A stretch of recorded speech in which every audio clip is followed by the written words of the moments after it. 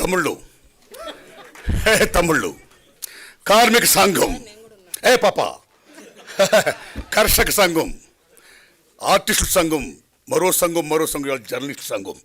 ఈ సంఘం ముందు ఒకే మాట ముందు మన శ్రీనివాసరెడ్డి గారు విజ్ఞప్తి చేస్తున్నా, తర్వాత నేను మాట్లాడతా. అయ్యా ఈ శ్రీనివాసరెడ్డి గారు, మీరు ఇందాక చాలా మంచి మాట చెప్పారు. మీ అందరికీ స్థలాలు ఇప్పించే బాధ్యత నాది. అయితే మీరందరూ దాన్ని ఫ్రీగా ఎక్స్పెక్ట్ చేయొద్దు. కాస్తో కోస్తుంది కాబట్టి మీరు కూడా కట్టాలి. దానికి తగ్గట్టు నేను ప్లాన్ చేస్తాను దరిదాపులు అన్నారు మీరు. నా విజ్ఞప్తి సారో, ఇళ్లను ఫ్రీగా ఇప్పించండి సార్. జర్నలిస్టులకి చాలామంది పేదలు ఉన్నారు అక్కడ. డబ్బొద్దు సార్, ఫ్రీ. ఆడగొట్టుకుంటారు ఇళ్ళు. రేవంత్ రెడ్డి గారికి మీరు చెప్పండి, తమ్ముళ్ళు మీరు వెళ్ళండి, ఆయన చేస్తాడు, గ్రాంట్ చేస్తాడు. That's all. ఎంతమందికి ఇల్లు శాంక్షన్ చేస్తున్నారు? ఎంతమంది జర్నలిస్టులు ఇవాళ పేదలు ఉన్నారు? Out of 100 90% journalist are poor. కాబట్టి శ్రీనివాసరెడ్డి గారు నేను మరీ విజ్ఞప్తి చేస్తున్నా, ఆ పని చేసి పుణ్యం కట్టుకొని శ్రీనివాసరెడ్డి గారు వందనాలు మీకు. తమ్ముళ్ళరా, శ్రీనివాసరెడ్డి గారు ప్రెస్ అకాడమీ చైర్మన్, నేషనల్ లెవెల్లో ప్రెస్ అకాడమీకి ప్రెసిడెంట్ చేశాడు ఆయన. సేమ్ టైం నేను అడవి డ్యూటీలు సినిమా తీస్తున్నప్పుడు, సెన్సార్ ఇబ్బందుల్లో పడినప్పుడు, ఆర్సీకి వెళ్ళినప్పుడు ఆ మహానుభావుడు మెంబర్గా వచ్చి నా సినిమాని బ్రహ్మాండంగా సెన్సార్ చేసి నారాయణమూర్తి సత్యం చెప్పాడు, ఆయన న్యాయం చేయండి అని సెన్సార్ చేసిన మహనీయుడు ఆ శ్రీనివాసరెడ్డి గారు. వారికి దిల్ రాజు గారు, ఇందాక మా రాంబాబు మా ఆర్థిక మంత్రి, తమ్ముడు మీ పేరు ఏం పేరు? పార్లమెంట్లో నిర్మలా సీతారామన్ ఆర్థిక బడ్జెట్ పెట్టినట్టు ఈ జర్నలిస్ట్ సంఘం అసోసియేషన్ మీటింగ్లో మా సార్ ఆర్థిక మంత్రిగా గొప్పగా బడ్జెట్ పెట్టేసామన్నా. ఎవరిని తెచ్చారు, ఎంత ఇచ్చారు, ఎంతకు వచ్చింది, ఏం చేశారు, ఇంకా ఎవరు ఇచ్చారు, శభాష్ సత్యం ఓ శ్వేతపత్రం ప్రకటించారు. అందులో ముఖ్యంగా నిజంగా మనం గర్వించదగ్గ విషయం ఏంటంటే, ప్రప్రదంగా వాళ్ళు పెట్టినప్పుడు మాకెంత అవుద్దంటే, మెంబర్కి అవుద్దా లేకపోతే మొత్తంకి అవుద్దంటే, మొత్తానికి అవుద్దంటే 17 లక్షలు ఇచ్చి నేను దిల్ రాజుని అని దిల్లున్న రాజు అనిపించుకుంటుంటే, దిల్ రాజు గారికి తమ్ముడు విరాస్ ఆలీ గారు, ఈయన ఒక కేవలం జర్నలిస్ట్ గారు, రాయడమే కాదు, అనేక ఉద్యమాల్లో, సామాజిక ఉద్యమాలు ఆయన పాల్గొనడమే కాదు, మాలాటోడు అందరూ కూడా తీసుకొచ్చి ఇక్కడ పాల్గొని చేశాడు ఆయన. అలాంటి విరాస్ ఆలీ గారికి, ఈ జర్నలిస్ట్ సంఘం నాయకులు త్రిమూర్తులు రాంబాబు గారికి, రాంబాబు గారు ఒక మంచి మాట చెప్పాడు ఇందాక, ఒక ఫిల్మ్ ఫ్రెటర్నిటీ మనందరూ బాగా కోరుకోవాలి, అందరం బాగుండాలన్నాడు ఆయన. దానికోసం అందరూ పనిచేయాలన్నాడు సంఘం. ఆ మంచి మాట అన్నది రాంబాబు గారికి. అలాగే మా లక్ష్మణారాయణ అన్న ఈజ్ ఎ డాషింగ్ మ్యాన్. వాళ్ళిద్దరు కృష్ణార్జునులు. ఆ డాషింగ్ మ్యాన్ కాస్త ఫాస్ట్గా వెళ్తుంటాడు ఆయన. ఫాస్ట్గా వెళ్ళడమే కాదు, చెప్పేస్తుంటాడు, ఇదిగో మీ అందరికీ నేను ఇల్లు ఇప్పిస్తాను, అంతే ఇంతే నేను మారుతాను దర్శాలు అన్నాడు ఆయన. అలాంటి లక్ష్మణారాయణ గారికి, ఆర్థిక మంత్రి గారికి, ఇక్కడ పెద్దలు ఎందరో మంది మహామహులు ఉన్నారు. ఇక్కడ రెంటాల జయదేవ్ గారు, నారాయణరాజు గారు, వినాయకరావు గారు, తమ్ముళ్ళారా, మీ ఓంప్రకాష్ గారు, మీ అందరికీ, సతీష్ గారు, అందరికీ నమస్కారాలండి. ఇక నేను ఒక విజ్ఞప్తి చేస్తున్నా. పాప మీకు నేను ఎంతసేపు మాట్లాడచ్చు? ఓకే. ఏది ఏమైనా సరే మీరు నమ్మండి మిత్రులరా, ప్రభుత్వం లేకుండా పత్రికలు ఉంటే చాలునా? ప్రభుత్వం ఉన్నా పత్రిక లేకపోయినా పర్వాలేదంటే గొప్ప మహామేధావి థామస్ జెఫర్సన్ అంటాడాయన. ప్రభుత్వం ఉండొచ్చు, ఉండకపోవచ్చు, కానీ పత్రికలు మాత్రం ఉండాలంటాడాయన. That is the greatness of media. Told by Thomas Jefferson. ఏమి మీడియా, ఏం పవర్ఫుల్ ఇది.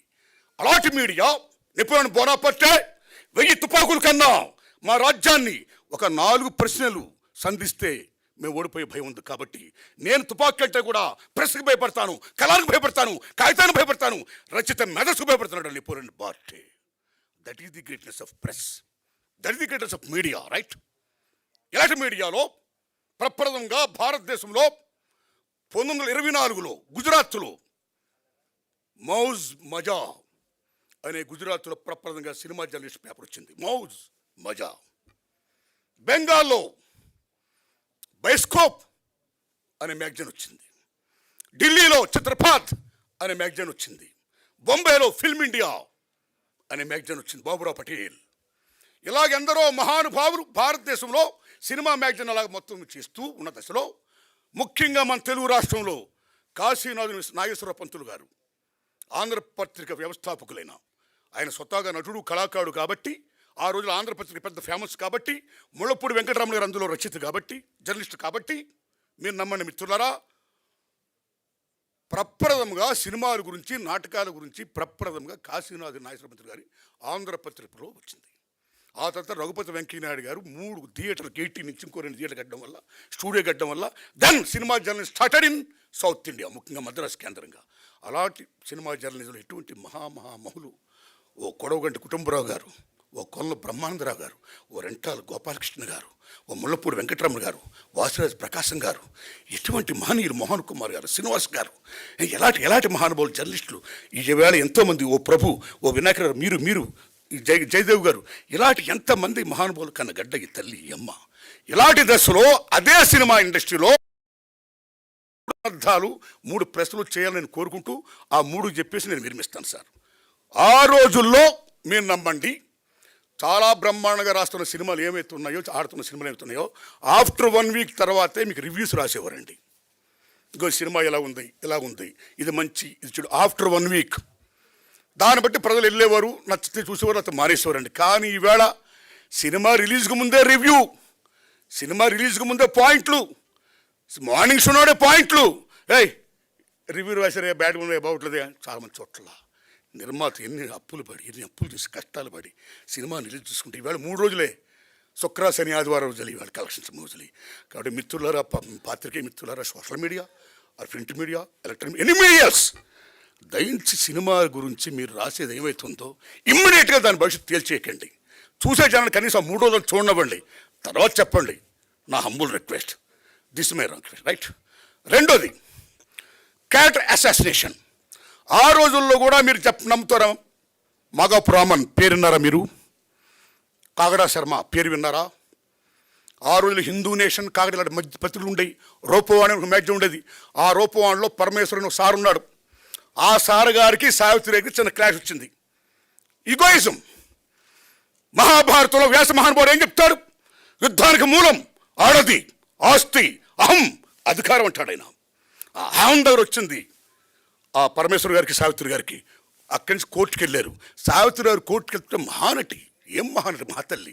కోర్టు మొత్తం అంతా గగ్గోలు, జనం బేబచ్చు. ఏందయ్య రోజు సావిత్రి గారికి ఇక్కడ రావడం, అమ్మ ఆ కేసుని ఏదో మొత్తం చేసేయండి అన్నారు. పెద్ద మనిషి కూర్చొని చేశారు. కానీ అసాసినేట్ చేశారు సావిత్రి గారి క్యారెక్టర్ని. చాలామంది తిట్టారు, చాలామంది కొట్టబోయారు. అలా తర్వాత మాగాపు రామన్ గారు, అలా చాలా మీకు తెలుసు కాగడా శర్మ గారు. ఈ రకంగా చేయడం వల్ల సినిమా ఫీల్డ్లో ఉన్న దర్శకులు కానీ నిర్మాతలు కానీ 24 క్రాఫ్ట్స్లో ఎనీబడి ఎల్స్ ఎవరున్నా సరే వాళ్ళ వ్యక్తిగత జోలికి వెళ్ళిన తర్వాత, క్యారెక్టర్ అసాసినేట్ జరిగిన తర్వాత చాలా డ్యామేజ్ జరిగేది. అలాగా సంచలనాల కోసం సంబంధం లేని మాటలు, పాటలు, హెడ్లైన్స్, ఏదో మీటింగ్లో ఏదో మాడతా దిల్ రాజుని ఖండించడం అనుమతుంటారు. దానికి సంబంధం లేదు. ఆ దిల్ రాజు గారి పేరు ఎత్తలేదు నేను. దిల్ రాజుని లెక్క చేయను అనుమతి, నేను లెక్క చేయాలి. అది ఎక్కడ ఉంది అసలు? నేను మాట్లాడినా ఆయన మాట ఎత్తలేదు. సో నన్నని కాదు తమ్ముళ్ళారా, ఈ రకంగా చేసేయడం వల్ల ఈ మధ్యలో చాలా గొడవలు వచ్చాయి. కాబట్టి ఈ రకమైనటువంటి అసాసినేషన్ సంబంధించిన మాటలు కానీ ఇది కానీ, ఎందుకంటే you're a most powerful media, దయించాలి రాతలు రాయొద్దని మీరు దండం పెడుతున్నారు సార్. ఇది రెండోది సార్. ఇంక మూడోది సార్, ఈవేళ సినిమా చాలా క్లిష్ట పరిస్థితిలో ఉంది. ఈవేళ సినిమా అంటే కేవలం దిల్ రాజు గారో, అల్లు అరవింద్ గారో, సురేష్ బాబు గారో, మైత్రి మూసో వీళ్ళే కాదు నిర్మాతలు. సినిమా ఇండస్ట్రీ 90% సగటు నిర్మాతలు. కానీ ఈవేళ సినిమా కేవలం 10% విజయం ఉంది. ఈవేళ రిమైనింగ్ 90% మామూలు క్లిష్ట పరిస్థితులు లేరు. సో మెనీ ఫ్యాక్టర్స్ స్క్రీమ్ అన్నీ మీకు తెలిసిన ఎక్స్ప్లెయిన్ చేయవసరం. ఇలాంటి దశలో మీ మీడియా వారు చాలా టీవీల్లో కానీ పేపర్లో కానీ, ముఖ్యంగా టీవీల్లో మాట్లాడితే భారీ సినిమాలు మీరు ప్రొజెక్ట్ చేస్తున్నారు, మాట్లాడితే భారీ తరాగానని మీరు ప్రొజెక్ట్ చేస్తున్నారు, మాట్లాడితే ఏ సినిమాలు ఉన్నాయని మీరు ప్రొజెక్ట్ చేస్తున్నారు. That's not good.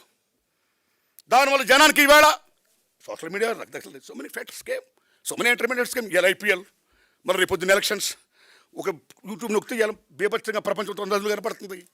ఇలా సినిమా అనేది నమో వెంకటేశ, నమో తిరుమలేశ, నమస్తే. అది అమ్మ ఎందుకు చూడాలి వెళ్ళిపోతారు? థియేటర్కి వెళ్ళిపోతే దండం పెట్టుకుని. థియేటర్లు అంటే దేవాలయాలు.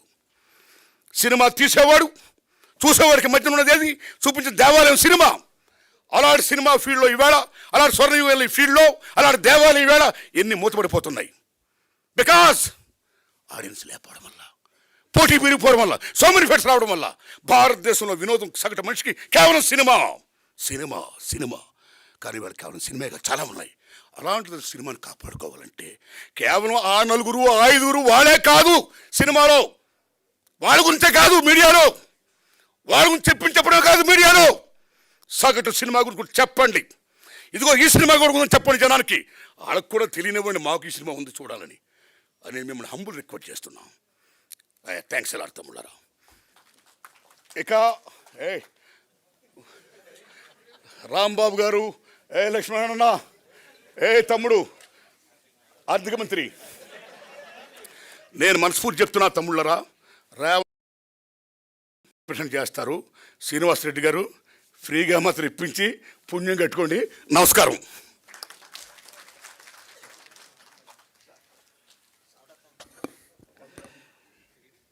Thank you very much sir. మేము